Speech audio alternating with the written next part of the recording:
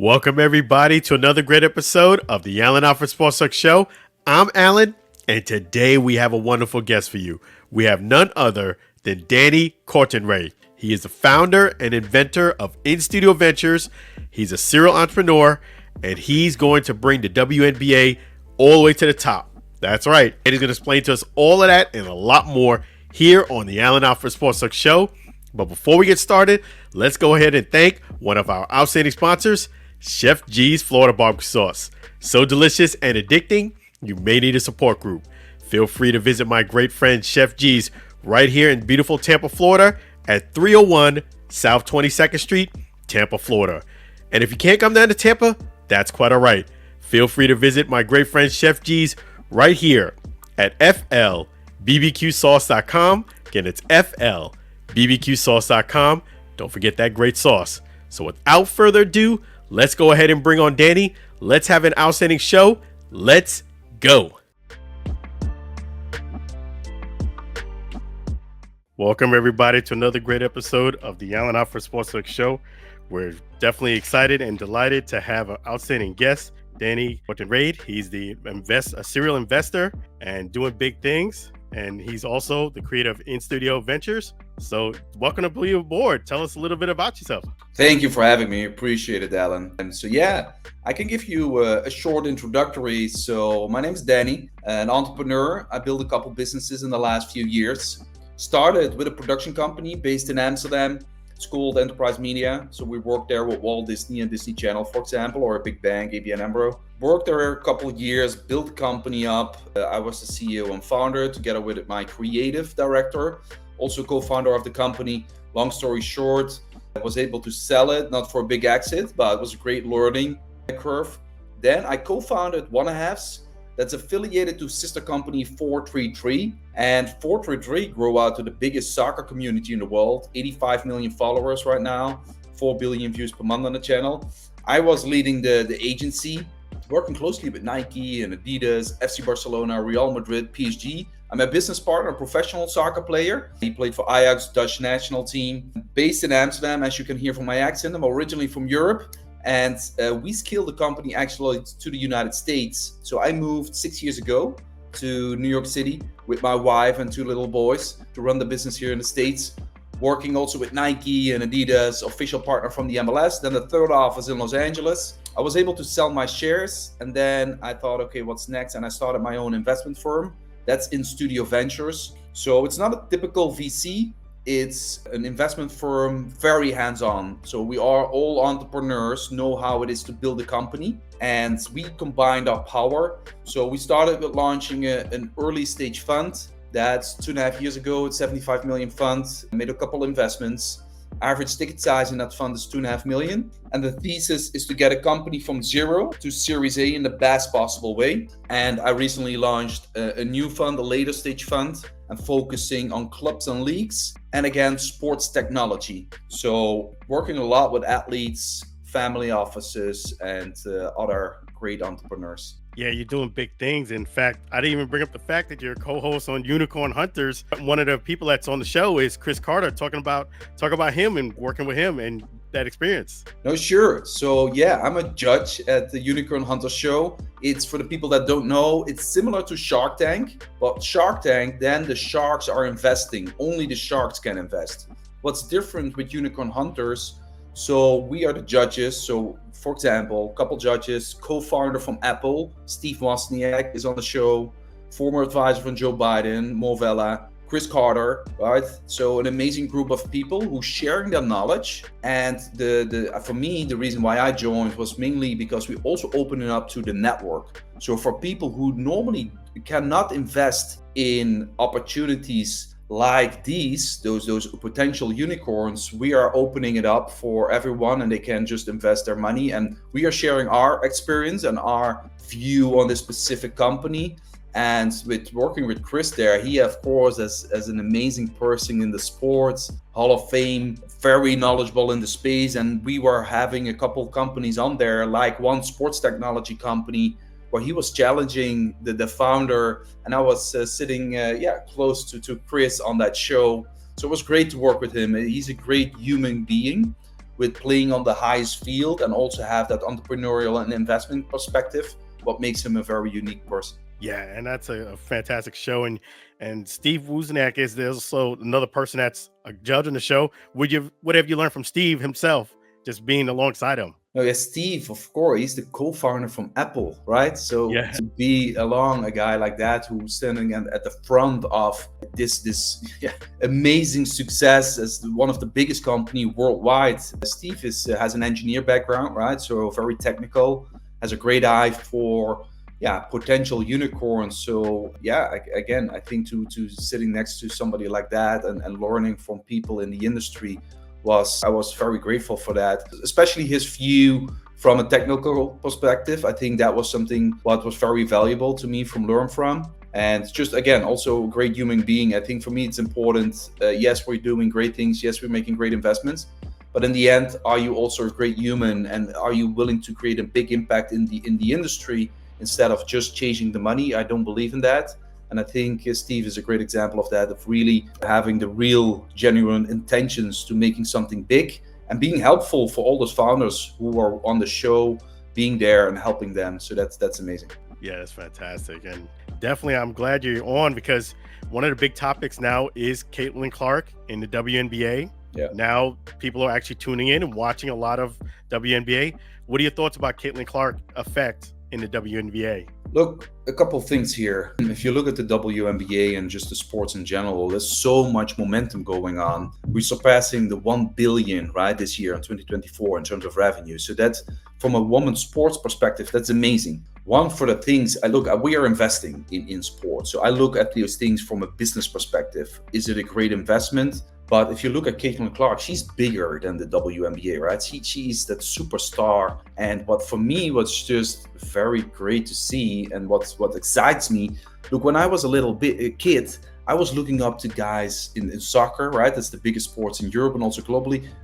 Cristiano Ronaldo, Messi, or those big superstars. I think for little girls, they didn't have that, right? Not that much as the men, those who have those superstars. And I think that for me is something amazing to see, that also the little girls have now somebody to look up to and think, yes, I also want to be same like Caitlin. She's doing such incredible things. That's something what's changing now in the industry. So we're creating finally that it's getting more balanced. We're not there yet, but there's definitely a great momentum going on. So for me, that's amazing to see. Also the cultural aspect, what you see. So culturally, there's something changing in that whole women's sports and the WNBA. If you look, also the superstars that are showing up to the games like Travis Scott and other people, that says something, right? That's something that is culturally changing. And Caitlin Clark is definitely one of the big factors, the reasons why this is all changing, and the deal that she closed with Nike. Yeah, great things are happening, definitely. I know you're enjoying this wonderful content, but let me let you know about a great opportunity. If you need a new home, you need a rent, refinance, and a lot more, guess what? CTC ME Mortgage can help you. That's right. CTC ME Mortgage services Florida and Texas. If you need a home, you have equity in your home, Kurt McCrae can help you. That's right. Kurt McCrae, he's your man. Feel free to call or text Kurt McCrae at 346-527-7564. Again, that's 346-527-7564. Or you can visit CTC ME Mortgage right at ctcmemortgage.com. Kurt McCrae is your man. He can help you. So without further ado, let's go ahead and continue with this outstanding content. Let's go. Yeah, she's doing big things, and it's exciting to see. With all the great, there is some bad, though. She's not, it seemed like she's being, in my view, singled out, kind of like on an island, because you have, I feel, a lot of her teammates and definitely from other women in the league are kind of envious of her success, because she just came on. Other people have been there a long time and they haven't got the type of big contract she got.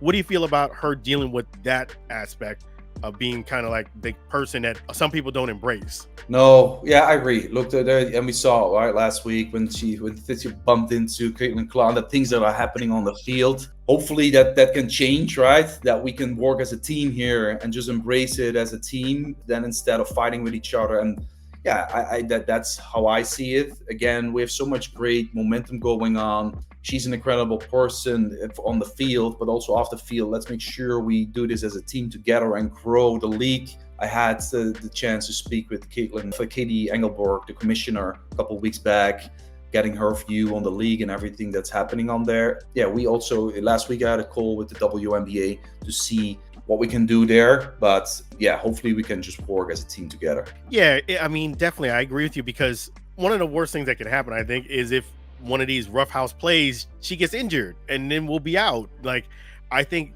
don't cut your blessing off, because this is great momentum. Don't treat it too much like a rookie, where now that good fortune will end. No, 100%. Hopefully that will not happen. That would be the baddest thing, right? We have now this great momentum where we're just talking about all those amazing things are happening.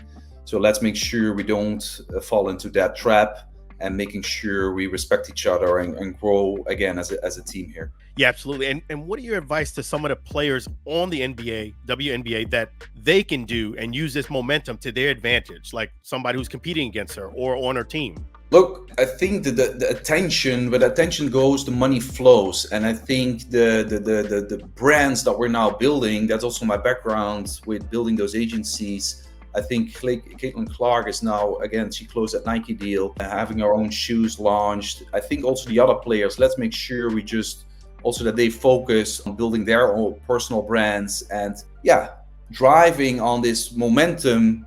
And I think, again, there's a big opportunity, because yes, the salaries are still not equal to men. I still think we're not there yet.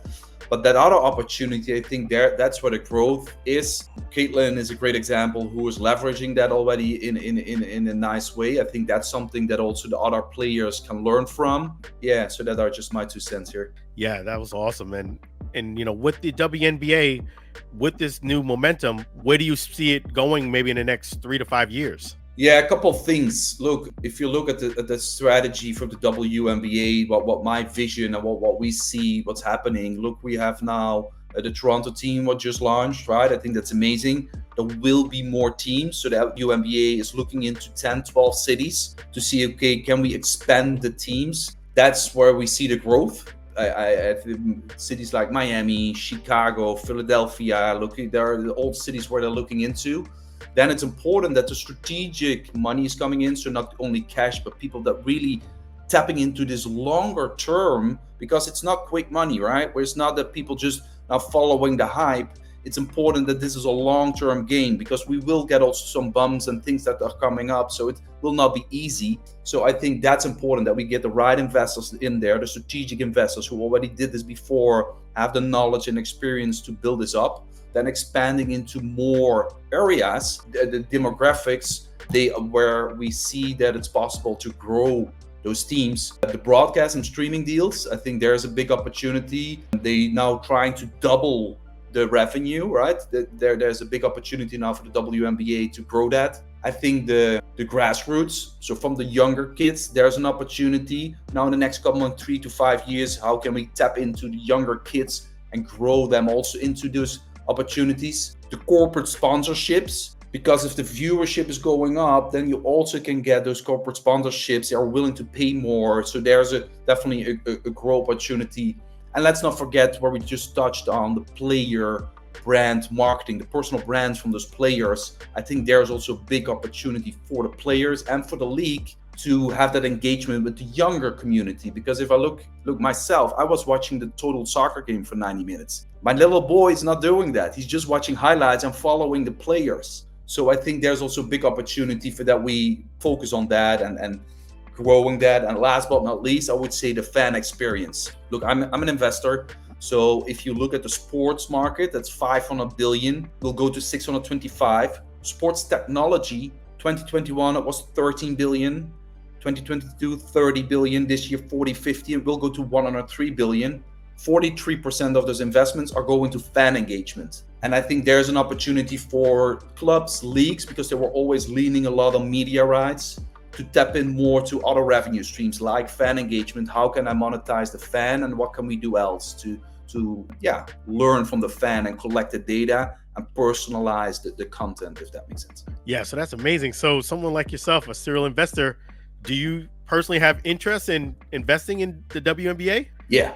We had multiple conversations, so we were looking at it. So on a league level, they raised 75 million to grow the league. So there's on a short term, there's not an opportunity, but with growing the league, the teams, we're looking into it to see if there's an opportunity with the right people and the right groups to come in. So that's definitely something where we're looking at. We're looking also at the NWSL, so the soccer here in the United States, but also in Europe. And that's for a couple reasons. Look, again, I'm looking at it from a business perspective. So if you look at the clubs or the leagues for the NWSL, let's take that as an example for now. There's a scarcity effect. So you have 14, 15 teams that will never be 40 teams. That's the reason. You have the media rights. They are locked in for 7, 8 years. So you have multiple revenue streams coming in. Those corporate sponsorship I was just talking about. We had a chat with an executive team from a club. They paid a corporate sponsor. They paid 100K to be on a jersey. That's insane, right? If you look at the numbers for the WSL, since 2019 it grew with 500%. So the viewership is going up.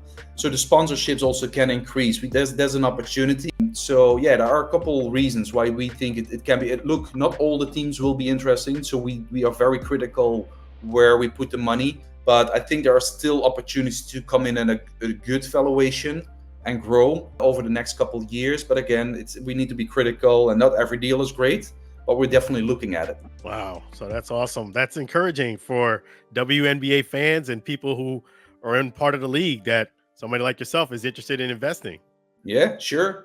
There is an opportunity. We believe in it, and it's great to be part of it, and that momentum that we have. That's also the reason why we're investing in great deals, but there's much more that the impact that we want to create and being a part of this historical moment that women's sports is growing.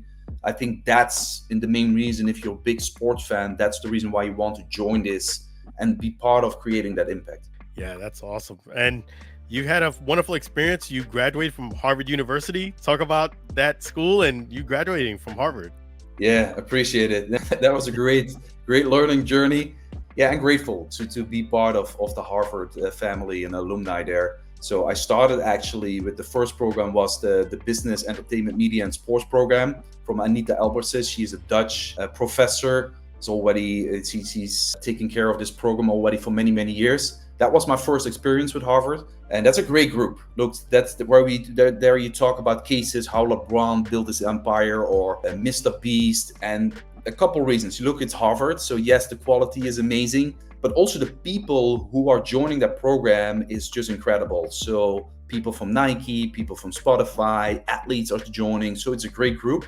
And after that, I thought, okay, this I want to do more. I want to do actually also my executive MBA. So I did that. That was much more intense that program, I can tell you that. But it was great. I learned about corporate strategy, marketing, finance, my own leadership skills. Yeah, and to do that at Harvard with such an incredible group, and the rock stars in their field, the professors are just incredible who are taking care of those classes. So no, I'm very grateful to call myself an alumni at Harvard. I know this outstanding content is so incredible, but guess what? I have another wonderful opportunity for you.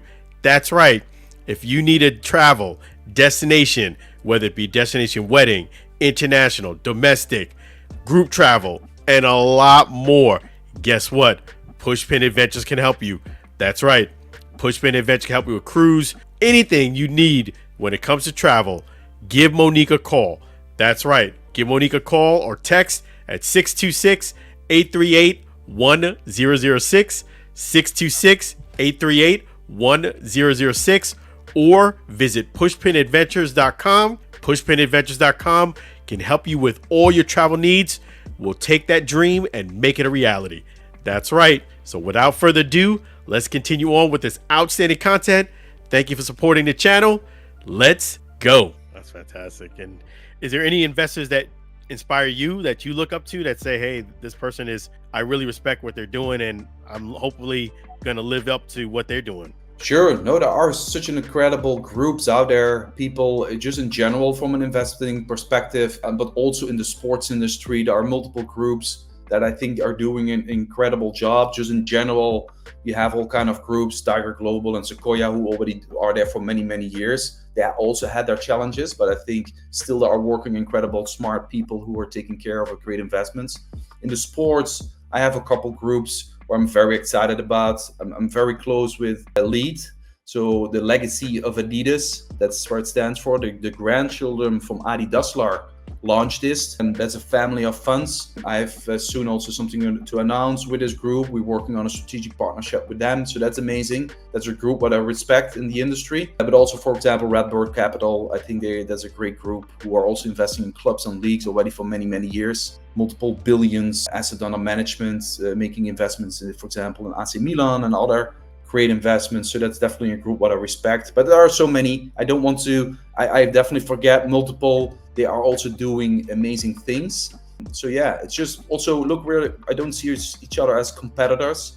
We're working together in the industry and helping each other with deal flow and doing amazing things in the industry. That's awesome. You're doing amazing things yourself. Keep doing great things. How can people, follow you and reach out to you and keep in touch with you?